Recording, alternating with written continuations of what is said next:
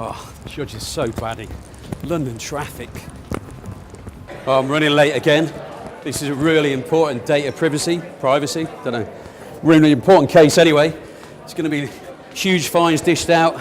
People from all across London. Key figures, key stakeholders from finance, energy, multimedia, the whole lot, all going down for a long stretch. Good evening, ladies and gentlemen. Welcome to my court. Google announced this week on Monday that they are collecting via Alexa the voice data, and they do not even know what they do with it. That means if you're all going to retire, they still know what you have talked about 20, 30 years ago. And if I go to Martin now and say, give me $10 or 10 euros or 10 pounds, he will say, what? So that's the old analog world. So he has trained that he doesn't give me for free 10 pounds. But why do you give the data for free? People say it is designed with smoke sensor, okay, this is okay, with loudspeaker, okay, integrated microphone, thermosensor, motion detector, CO sensor, smoke sensor, okay, moisture meter and camera.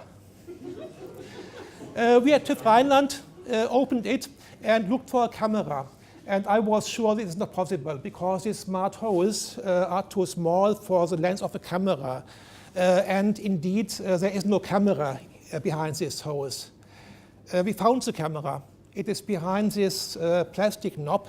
The plastic knob is a Fresnel lens, and the camera is an infrared camera, and watching its environment. Before we get going, I forgot to introduce Danny Birch over here, who is our illustrator for the evening. When any conversations or questions are asked, he illustrates the questions, and we'll be putting them up around the room as we finish these next things, right? These are our notes, because I hate taking minutes and stuff like that, right? You use Google Maps to come here. How many people use Google Maps? Google Maps records every journey that you take, whether you use Google Maps or not, whether or not you're connected to the internet.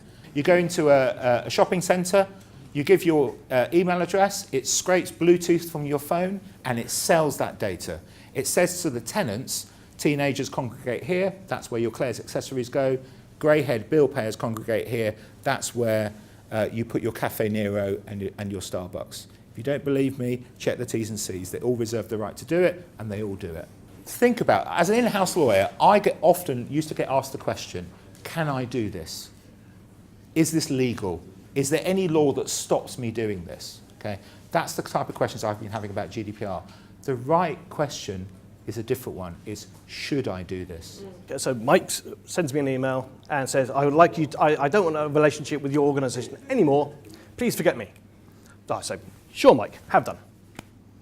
A couple of weeks later, he's not sure I probably was taking it seriously, so he comes back and says, now, you have to prove you've forgotten me. I go, who are you?